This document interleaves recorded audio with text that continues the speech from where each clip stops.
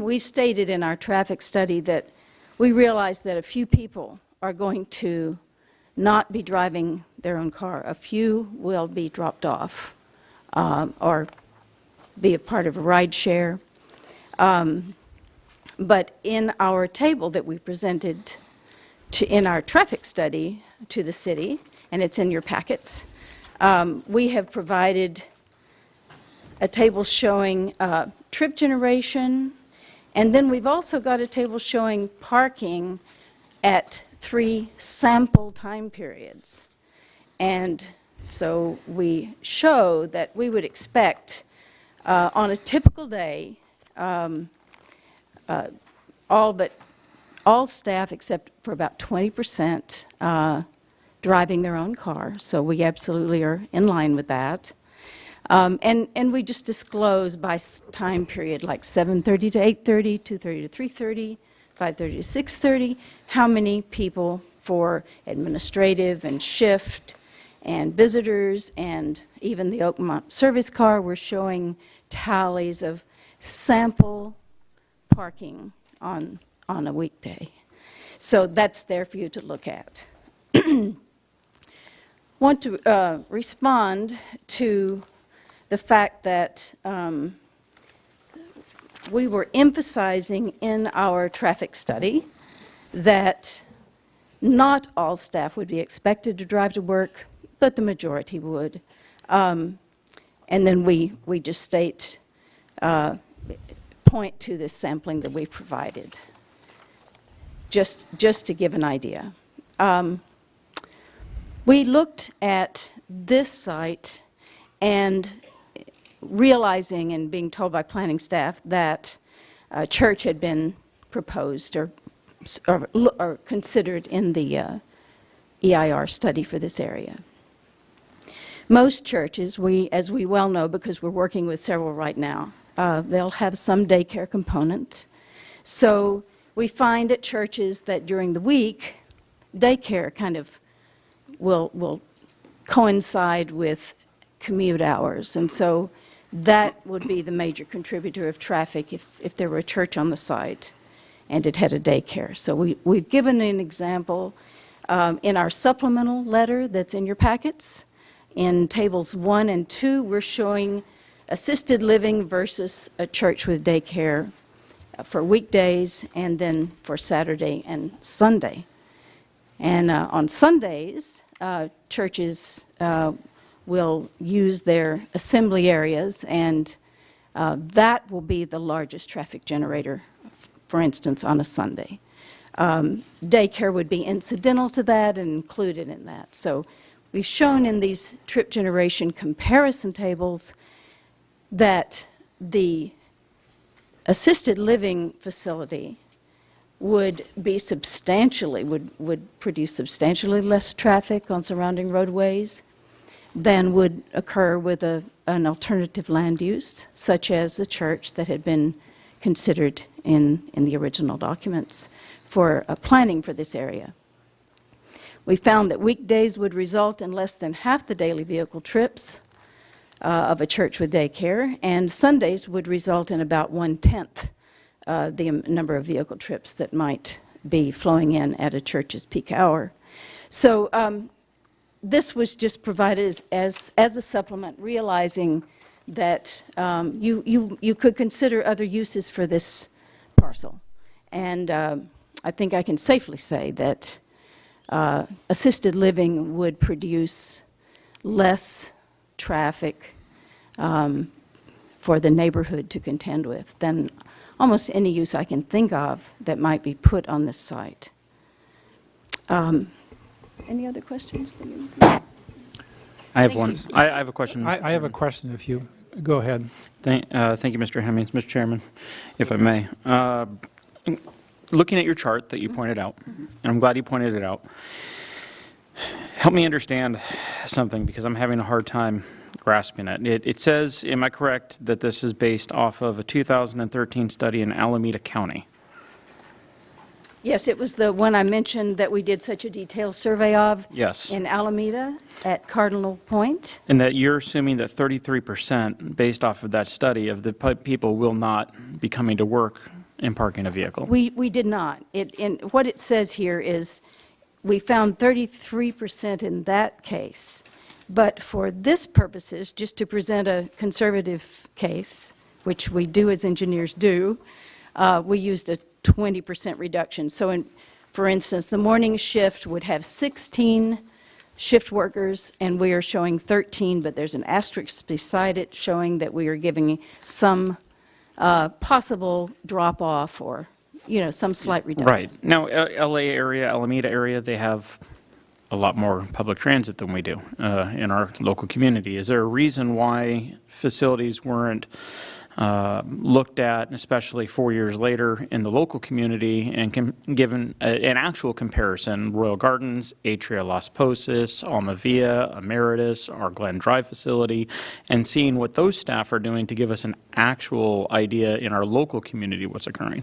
I think the best thing to do would be to direct that question to staff, because staff actually had done some parking analysis and drive-bys and on their own to determine parking requirements and if there were parking problems and things throughout, and that's in the staff report. Right. So this is a report that we had put together. That's why I'm asking you and not staff. This is our personal understanding Right. from projects we've had.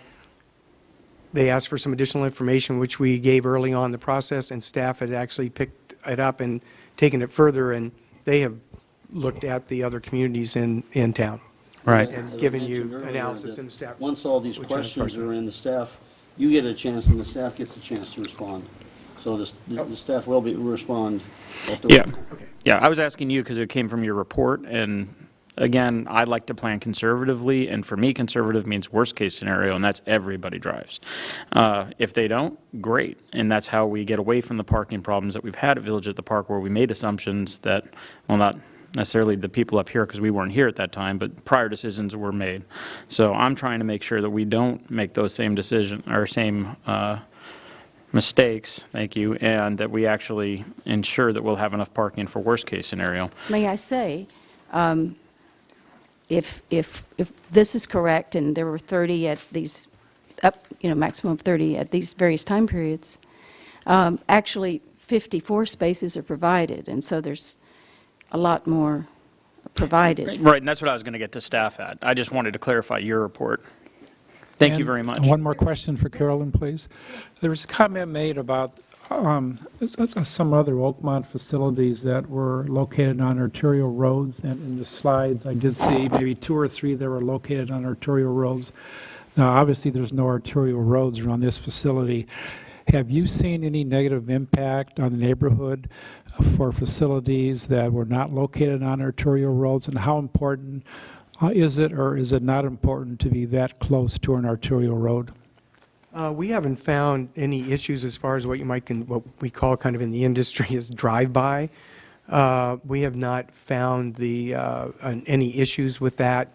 A lot of times we'll be looking for, or there'll be properties available that'll be on a heavier street. Some of them they won't, but as far as the usage, it's obviously much quieter off a heavier traveled roadway. Okay, thank you. I have questions for the applicant, but not necessarily for Ms. Crane. I do appreciate it, thank you. And I don't know if Courtney needs to come back up for these ones or not, but I did hear 2 concerns from the audience that I definitely did want to get an answer to myself. One was related to the dog park being adjacent to the homes versus being maybe closer to the facility, and also the times for activities, if there is any regulation on the outdoor activities as far as trying not to disturb the residents around them. Obviously, we're a senior community, so most of our activities are pretty quiet. But Courtney can come up and talk to you. She was talking something about the usage of the dog park. Yes, sir. I'm not sure that, because we really don't have a building full of dogs, but we do have some animals. Yes. So there isn't that much activity there. And then also talking with the gentleman who was concerned, we moved the lanai area out and moved that away. We changed we redesigned the trash enclosure to make that a lot quieter per neighbors' requests. We also, I believe the wall, I think there's a little mistake in the wall, but there's a wall that comes off of that trash enclosure that's 8 feet tall. It's not 4 feet tall. So to try to limit that noise area and things there. So there's a couple other questions. Just started throwing them out, get them answered right now, and I'll have Courtney come up and talk about more operational. Thank you, Chris. Thank you. First, to address the pet park question, we're a pet-friendly community. That being said, in the last 8 buildings we opened, I actually took a survey with our executive directors, and on average, I have 3 to 4 dogs per community of the last buildings we've opened, which would be very similar in size and nature as this project here. So it is not a neighborhood pet park where there is lots of animals. It's simply a pet relief area for a very small handful of pets, which are really extensions of our residents' family. To address your, sorry, any other questions about the pet park? So I guess with the dog park, do you guys have rules or regulations in place that, they can't be nuisance animals? That seems pretty consistent with all of the assisted living homes I've been in 15 years in EMS, so, a few pets here and there. But do you have policies that do prevent nuisance animals or that deal with nuisance animals if they become a problem in the local area? Very fair question, and yes, we do. There's actually an assessment for all the pets who move in, ongoing requirements in order to stay, and that's in writing. It's part of our policy, so yes. I figured you did, but I had to ask the question. I can't assume anything. And then the other question is just obviously regarding the outdoor activities, which I know planting plants is quiet, but I can understand if there's a bunch of lights going on at 4 a.m. So is there, time regulations on the outdoor activities? There is. No activities would begin before 8:30 in the morning. There isn't any programming that's done.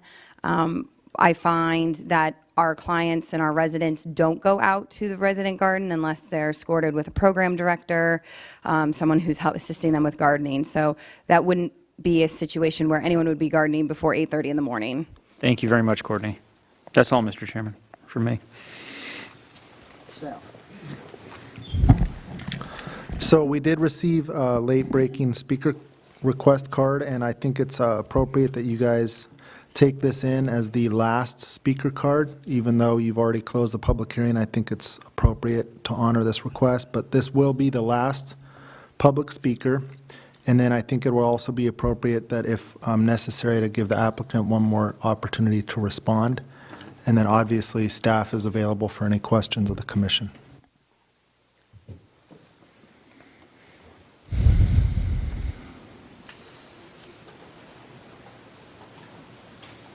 Madison Francisco?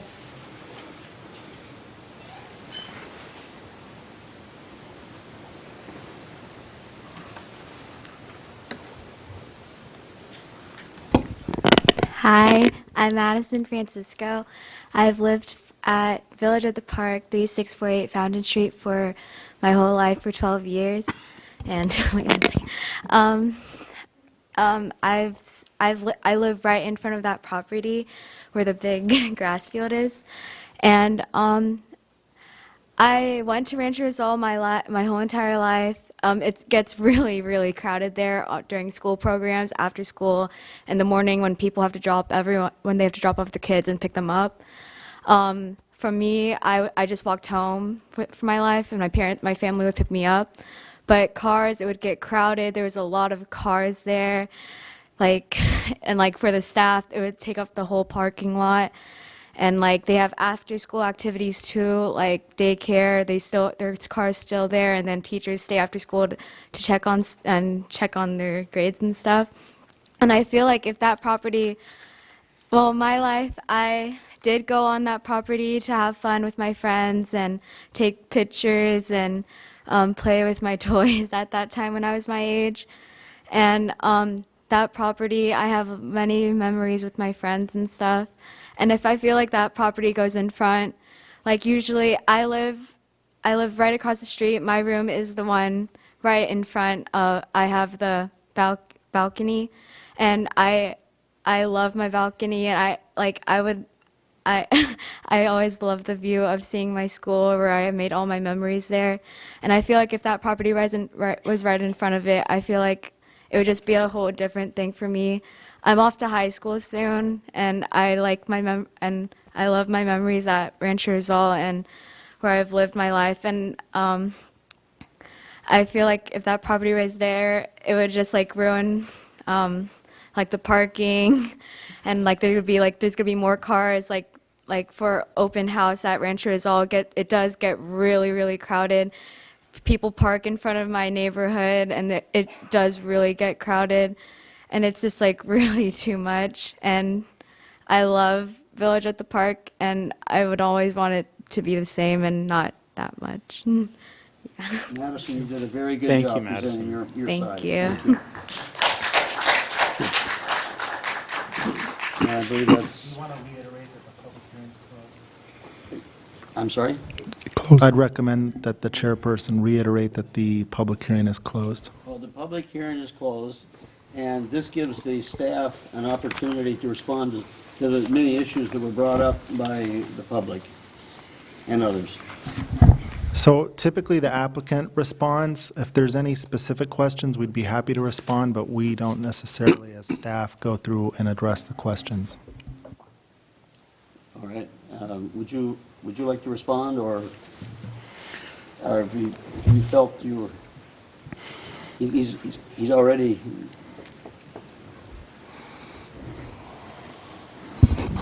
I believe we've answered all the questions the best we can this evening, and, at this time, I think we're through, unless there's any other questions from staff or from the commission for us this evening. thank you very much. Okay, thank you for your time. All right, The Architectural Committee. We have the Architectural Committee first. does anybody have any observations or any? I think we have the Architectural Committee report first. The Architectural Committee. The Architectural Committee met earlier this evening, and we agree with a lot of the residents who spoke this evening. The building is very attractive and well-designed, and it meets all the requirements of the specific plan for Village at the Park and the general plan of the city of Camarillo. So we think it's very, very attractive, and we approve the architectural design. I do have some questions for staff before we have our discussion, Mr. Staff Chairman. about the architecture? No, sir. No, just once we're done with the architectural. We're through with the architectural. He wants to ask more questions. That's fine. It's a commission discussion. Please excuse my inability to do this, but I think next time we're going to have a little more control over things. So go ahead. For your first time as chairman, you're doing just fine. You're doing good. All right, so I do have a couple questions for staff.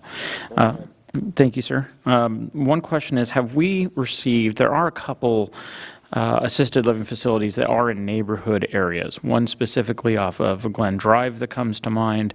We do have one that is Royal Gardens, which is off a thoroughfare, but it is surrounded by housing.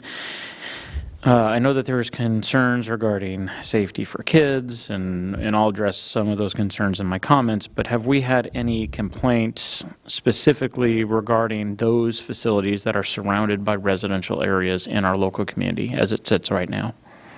No, we've actually asked the same question internally among staff, and several of the existing assisted living facilities in Camarillo are located either adjacent to residential areas, and/or schools, and/or parks, and/or even hospital-type facilities. And so we do have sensitive receptors adjacent to our existing facilities, and there aren't any significant complaints that we know of associated with kids or schools or sirens. So we actually looked into that a little bit because we were wondering the same thing. And then as far as property values in those same respective neighborhoods, have they been pretty much on par for the local community, or I don't know if anyone actually looked into it, staff may not have an answer, but do we know if those immediate surrounding homes, their property values have been negatively impacted by those residential facilities? So we didn't look into that specifically, but I would say anecdotally, we recognize that property values in areas adjacent to our assisted living facilities are market rate. I mean, I could confidently say that. Okay, that's kind of what I figured, but I wasn't quite positive, so I just wanted to ask staff on it. As far as the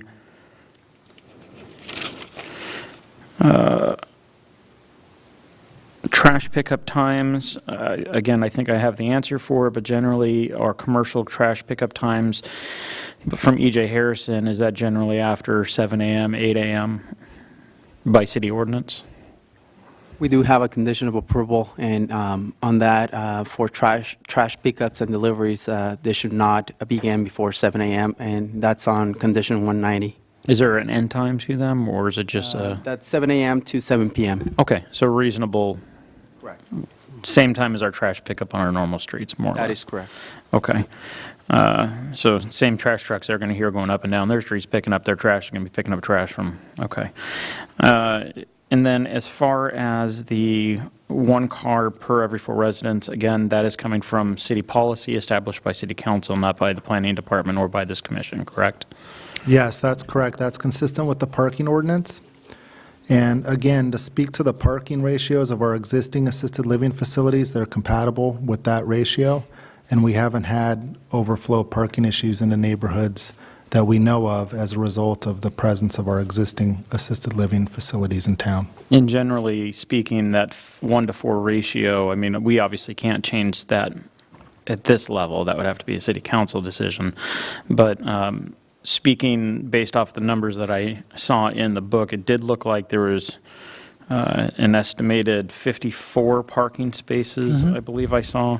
And Yes. those parking spaces, we believe to be adequate. I mean, I've been to a lot of facilities, obviously, in 15 years. I've probably had over 14 or 15,000 calls for service in general. And I'm looking at, I don't see a lot of family in there at any one given time. Yeah, there's families, but they generally rotate through. Based off of that, I mean, and there may be exceptions, holidays, potentially weekends and stuff when school's not in session. Generally speaking, you believe that that's consistent with what you observed at Atria, Royal Gardens, and Alma Via is being adequate based off of staff's actual observations in the community while this project's been presented? Yes, actually, the proposed project tonight has typically a little bit more than what you would see at the other existing facilities in town when you do the comparison of employment and number of beds. Okay. And I think that might be my last, let me just make sure I didn't have another. As far as the traffic, if there becomes an issue with traffic, I actually see this probably as lighter in traffic than a lot of the other potential uses that this could be used for. Even if it was a sports park, you're probably looking at more traffic than an assisted living, other than staff coming and going. But if it became an issue, would that be addressed then through the traffic department, through studies, mitigations, and then potential enforcement from the Camarillo Police Department? Yes, but I agree with your original statement, and that is that the proposed trip generation for an assisted living facility when compared to a church, this type of facility would generate less trips, and that's just to a church use. But if you had a church use, which typically also has evening meetings and classroom space, and then they also typically have daycares and/or preschools, that has a significant increase in the number of trips that are generated when it's a facility that's fully operational to serve a community as a church or a religious institution or a place of religious worship and assembly. Yeah, even if they had 30 kids in a preschool, you're talking 30 car trips potentially just dropping students off a couple times a day. That's in right. Preschool. And most preschools are 60, 90. But it is possible that it may at some point require mitigation by use of a traffic signal or some other means, and that would just be something that we would just have to deal with in the future if it becomes an issue. Yes, but we don't anticipate, based on the trip rates for the entire community and the carrying capacity of the streets, that there would need to be a traffic signal in the vicinity of this project. Okay, thank you. That's all the questions I had for staff, Mr. Chairman. And Mr. Chairman, if I could just add another observation on the parking. I had a chance to visit Royal Gardens, Atria Las Posas, and Alma Via once in the morning and once in the afternoon. In all 3 cases, there were several parking spots that were not taken up. There seemed to be enough parking in all 3, both in mid-afternoon and mid-morning, when you might expect some heavy demands for parking spaces, and there seemed to be a lot of empty spaces. So, I also want to point out that we did reach out to the principal of Rancho Rosal, Mr. John Riley, and shared with him the proposed project plans. and he didn't have any comments or opposition of the project as proposed, and also looks at it as an opportunity for community outreach with the student body and PTA. So that was in the agenda report, but we wanted to highlight that as well. Okay. Is there any other questions or any discussions at this point? Are we ready for comments? Yes. Okay, shall I start? First of all, I'd like to thank all the citizens who came to speak this evening. It's not always easy to get up in front of a group and speak in front of a microphone, and obviously you have pride in your community, and you should. I think Village of the Park is still one of the nicest communities that was ever created in Camarillo, and I don't take lightly any of your comments or concerns. As planning commissioners, we need to look at the findings that are outlined in the write-up we get from the planning department and determine whether or not the findings would allow us to approve the project or not approve the project. In this case, as I go through the findings, and I look at them, the project is consistent with the general plan in terms of the housing element. And one of the goals of the housing element is to provide various kinds of housing for all citizens of Camarillo.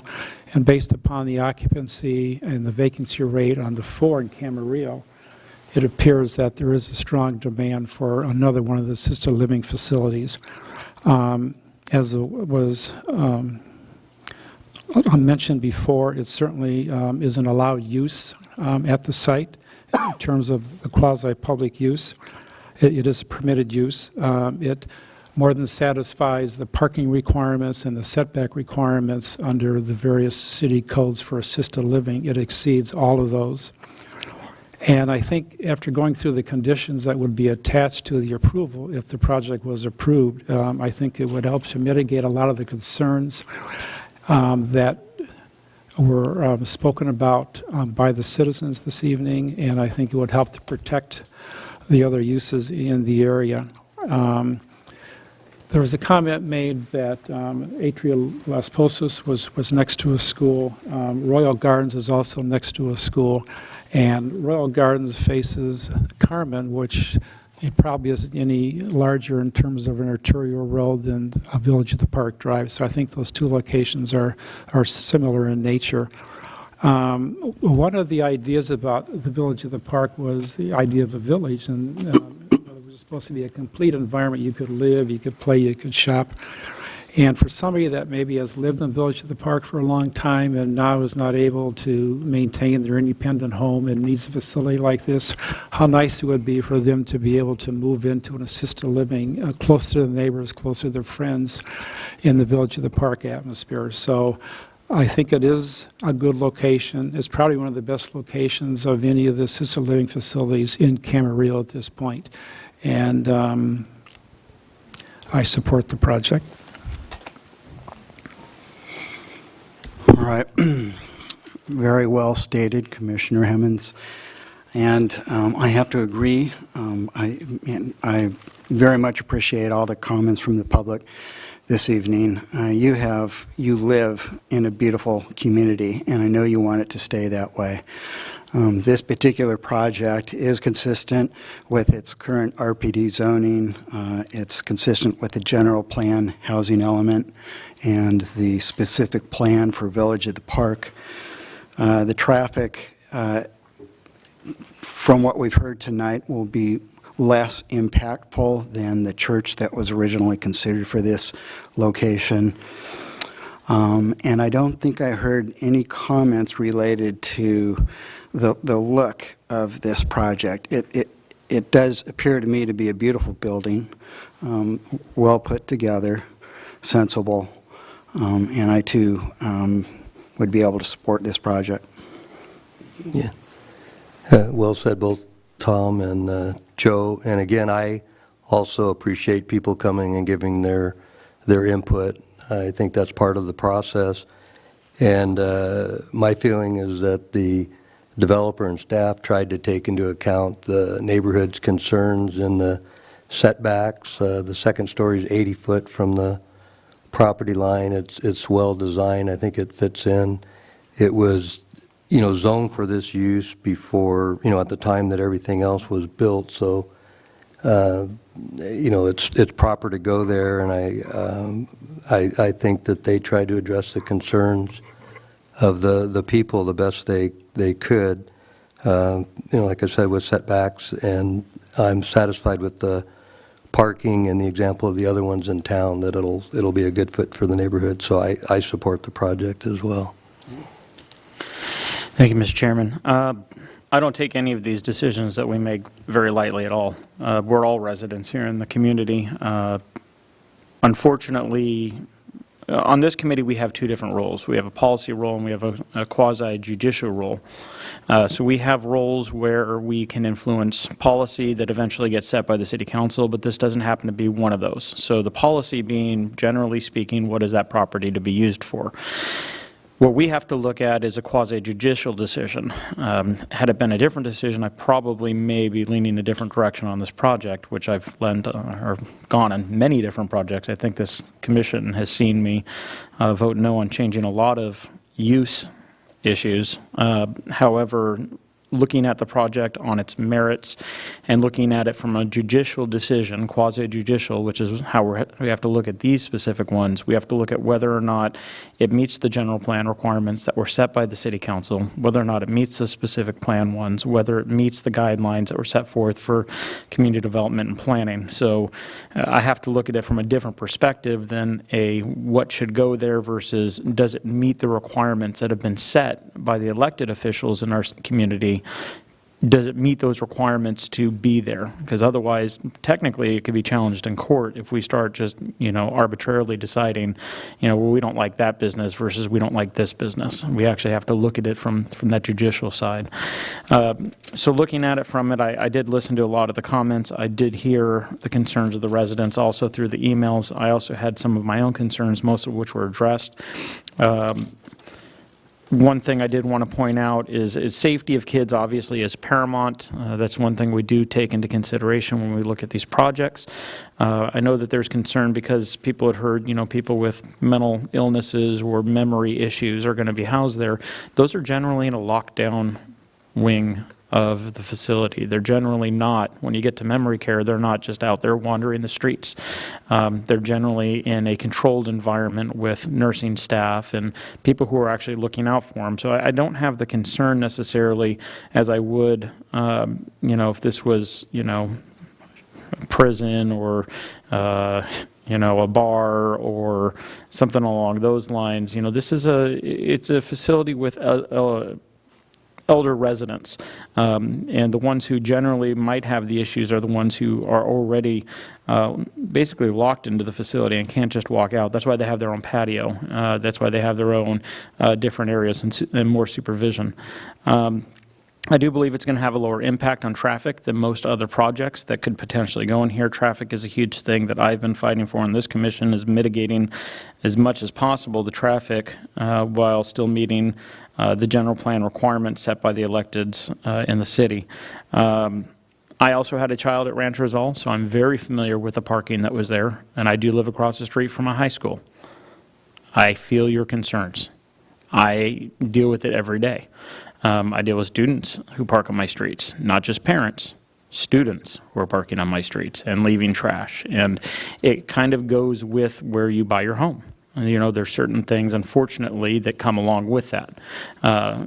Being so close to Rancho Rizal, yes, they do have activities, and it does, a couple times a year, congest the area. But generally speaking, after you drop the kids off in the morning or after pickup, the congestion normally dies down in that area. I'm very familiar with the traffic patterns around that area, having, kids who've gone there. As far as having a church there, it wouldn't change things. I think it'd actually make it worse with the evening activities, with the preschool, with everything else that would probably be associated with it. It does meet the requirements that were set out for quasi-public use. I do appreciate the concerns, though, about, the jaded feeling regarding the community not being developed the way it was originally promised. Unfortunately, I was not here making those promises. Most of us were not here making those promises to you. We have to look at it based off of whether or not it meets the requirements to be approved as a project in here. As far as the emergency responses, I've worked for 15 years in EMS, 13 years alongside the Ventura County Fire Department, and very, very few accidents occur. I understand that there was one more recently with the ladder truck, but very rarely, do we have these incidents. Code 3 driving is one of our most dangerous things that we do, and we try to educate the public on when to use 911 because we don't want them always to endanger the public for small things, if they have a cold or they stub their toe, but they do still do it. There's just as much of a likelihood as if we were to put a senior apartment complex or if we were to put condominiums in there that, seniors moved into with their health degrading and getting repeated 911 calls to one location. There are some homes in the community that we go to repeatedly. So no matter what we put there, there is the potential for an emergency response. Now, granted, it is greater because it's an assisted living facility. I do agree with that. I hope that there would be 24-hour nursing care. It's not something we can control, but I do appreciate the fact that they're adding the 16 hours of the LVN. That does help. The noise issue, to me, the biggest issue is going to be during construction. We're talking 4 months of major noise issue. No matter what we put there, there's going to be noise from construction. Whether it's a church, whether it's apartments, whether it's an assisted living home, there's going to be noise.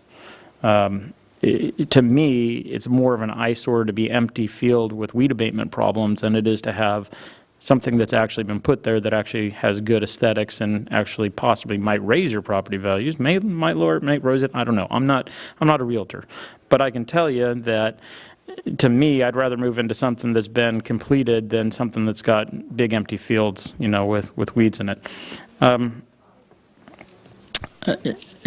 As far as the traffic, I think we addressed that. I think also my one concern regarding the parking, I think staff did a good job addressing that. I don't like the report that we got, but I do appreciate staff going out and looking at it. So with that stated, like I said, I'd have a different decision if there was a policy decision, but based off of a judicial, quasi-judicial decision, I don't see where the applicant doesn't meet the requirements to have their project. Very well said. I would just like to add that education is what I do, is teach math and statistics at the college level, which is kind of like junior high school, I guess.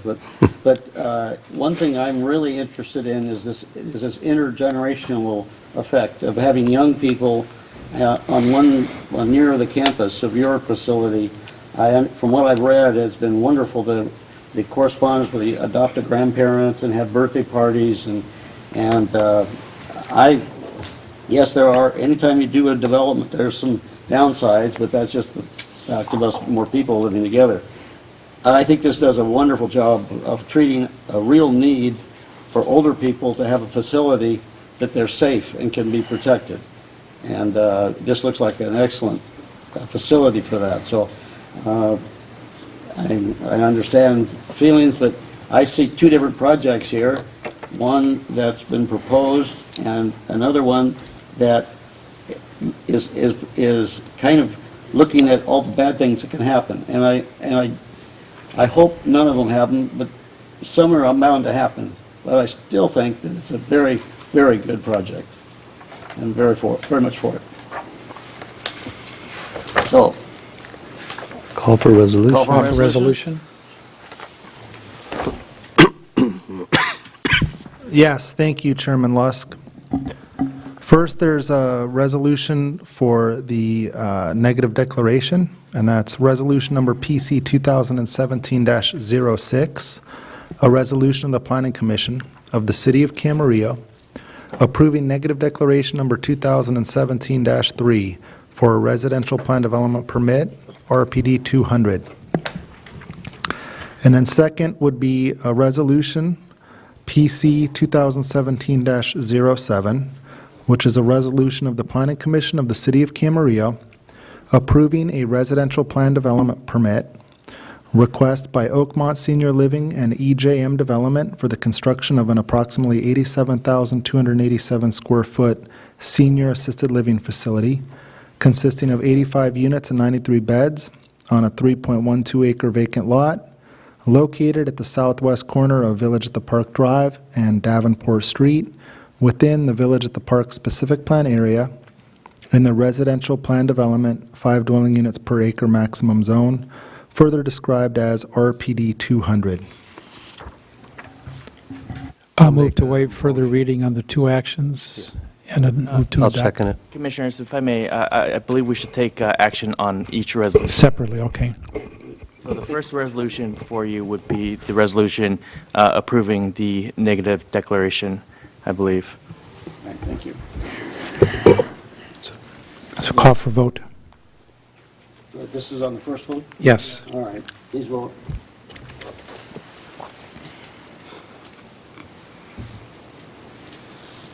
Six in favor, none opposed. And then Be five. 5 in favor. Five. Five in favor. I did that before. And Commissioner, just to clarify, that was a vote of 5-0 in favor of approving the resolution that approves the negative Right. declaration. And now for the second one. Yes, there's a motion to waive further reading and vote. No second. First and made and seconded by the same pair. Just for clarification, this is for what? What are we voting on? The residential plan development. So approval of the resident, just so we're clear on the record, residential plan development. Yeah.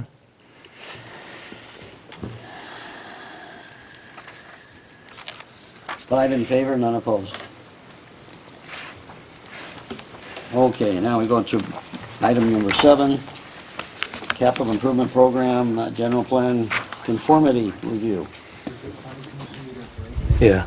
I think so. So we're going to take about a 5 minute, 5 minute? yes. 5-minute recess, and we'll be back in 5.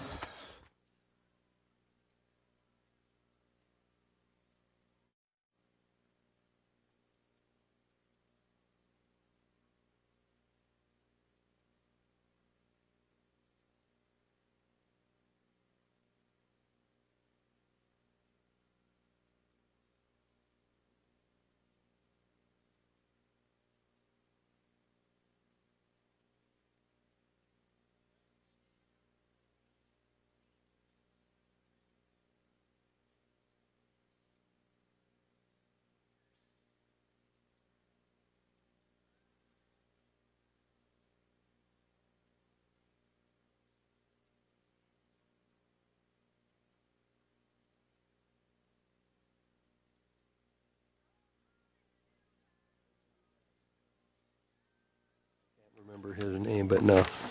It does look like him, doesn't it? And my son got hired on at Ventura City. No way. Yeah, you know what they did was, he applied for county and they go back and he passed the test, but we did a random select and I'm not gonna review. So the Ventura City, he was getting ready to move out of state. They did hiring for seasoned paramedics, 2 to 4 years, and so they only had, instead of 2,000, they actually had 95.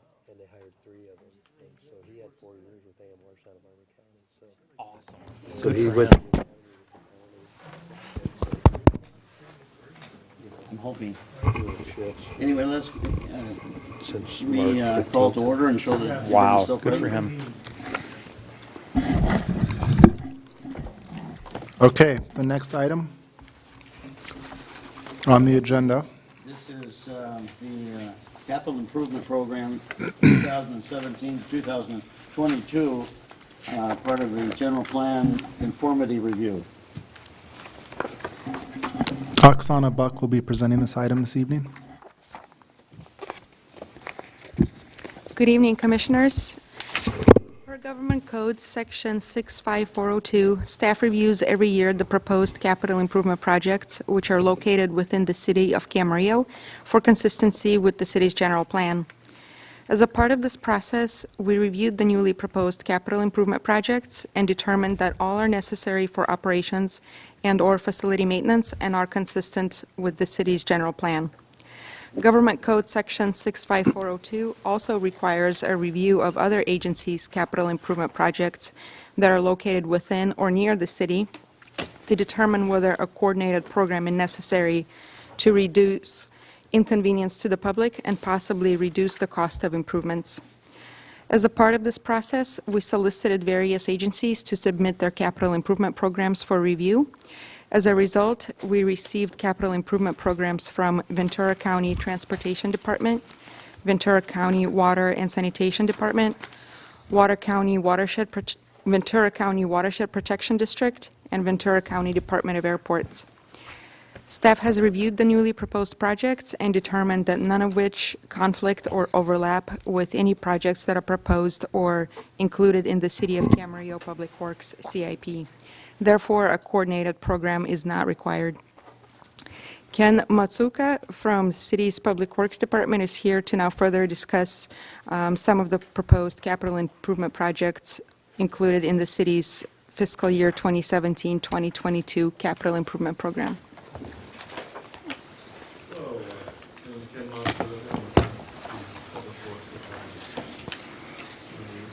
This year, we have over 100 projects in our CIP. We have 34 active projects, and we'll have many more active projects in the next couple of years as we work through the projects with funding constraints. Ken, is your mic on?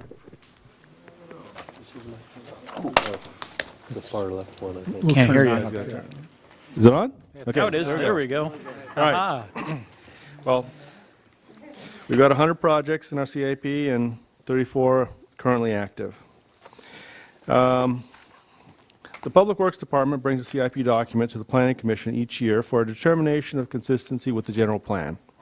The projects and infrastructure improvements in our CIP are based on the general plan, projected needs, and future build-out based on the general plan. We have one project, the Springville Bike Path, that's proposed to be added to the Bikeway Master Plan in the near future. The project was presented to the Streets and Transportation Committee, and staff will recommend amending the Bikeway Master Plan to include the Springville Bike Path at the May 24th council meeting. So that's coming up. We have a list of highlighted projects here that we're going to be adding to the CIP, and we'll go over in our presentation tonight. Go through the highlighted projects here. The Springville Bike Path project is proposed to be a bike path system that traverses east to west from Las Posas along the freeway frontage to the city limits on Central Avenue, where it will join the existing bike lanes along Central that extend to Vineyard and Oxnard.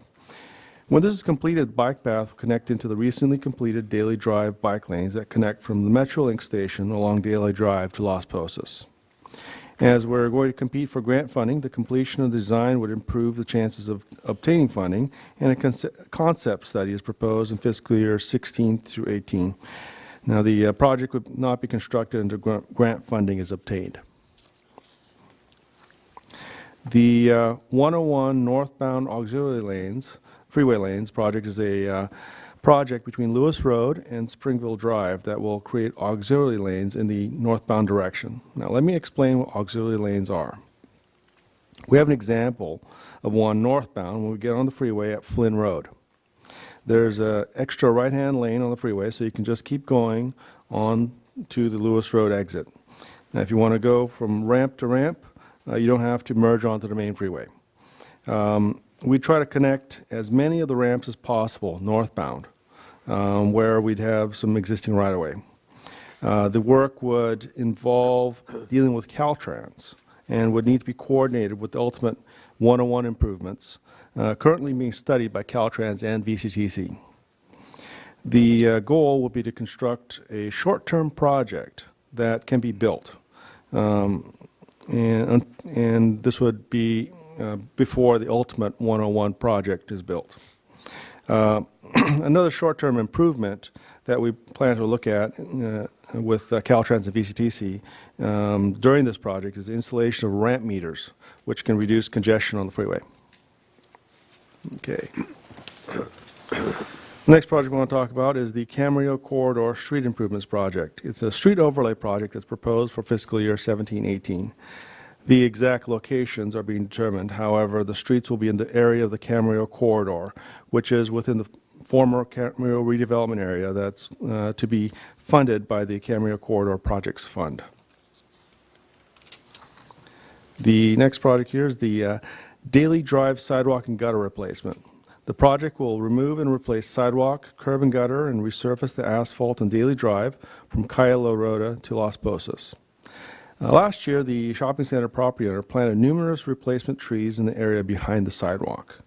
As the large street trees have done significant damage to the sidewalk, curb, and gutter, as they were planted in very small tree wells very close to the street, we propose to remove these trees as they will continue to damage the concrete.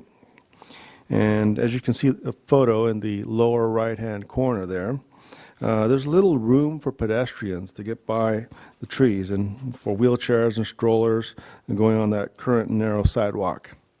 The trees that were recently planted were positioned further back to reduce root damage in the future and to allow for better pedestrian access.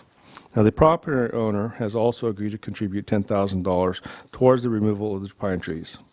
This project is anticipated to be underway in fiscal year 17-18. The Ponderosa Shopping Center driveway and traffic signals located on Arneal Road across from Berry Street. The driveway is steep, has limited access for disabled persons, and needs to be replaced. Due to constraints from utilities, right-of-way needs, and traffic signals, poles, and obstructions, this driveway will need to be replaced. We anticipate the project to be underway in fiscal year 17-18.